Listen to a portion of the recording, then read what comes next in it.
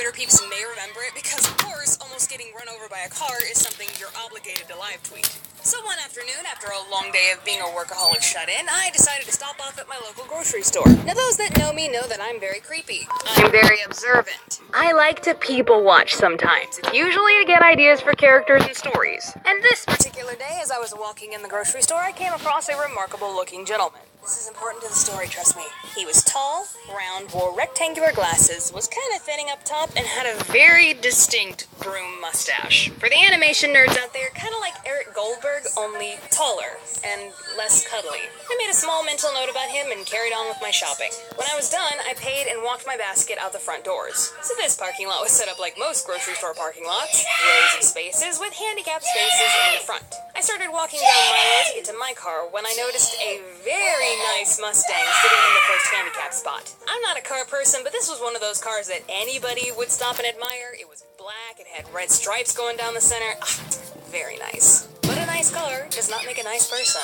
I started walking by this Mustang, keeping my distance at about 8 feet. And there was no indication that anybody was in this car. The lights weren't on, the engine wasn't running, nothing. And I couldn't see in there because all the windows were blacked out. I was about 3/4 the way behind this car when I heard it.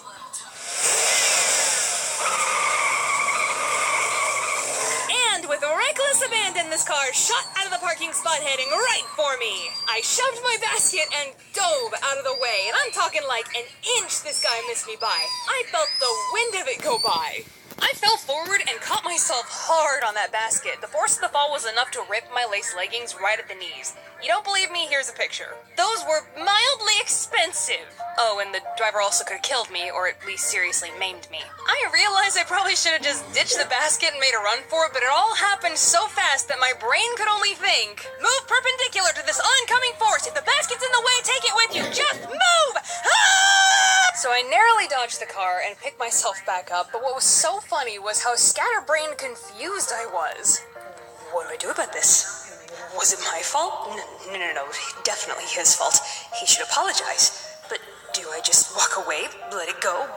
Was it an accident? Did he do it on purpose? Is he an assassin? Do I express my outrage with an appropriate lewd hand gesture? But I was in such a state of shock that I just kept walking. I made it to my car, still coming down from that adrenaline high, when suddenly the Mustang pulled up behind me and stopped. The window rolled down, and guess who it was? Broomstache Man! He said, "Hey, I didn't mean to scare you. I just didn't see you." Okay, first off, he said it in such a tone that it sounded like he was blaming me. And second, you didn't see me? Really? Listen, I know I'm not particularly tall, but I'm not an 8-year-old. Well, mentally the jury's out on that one, but I am a cool 5'6", thank you very much. You can see me.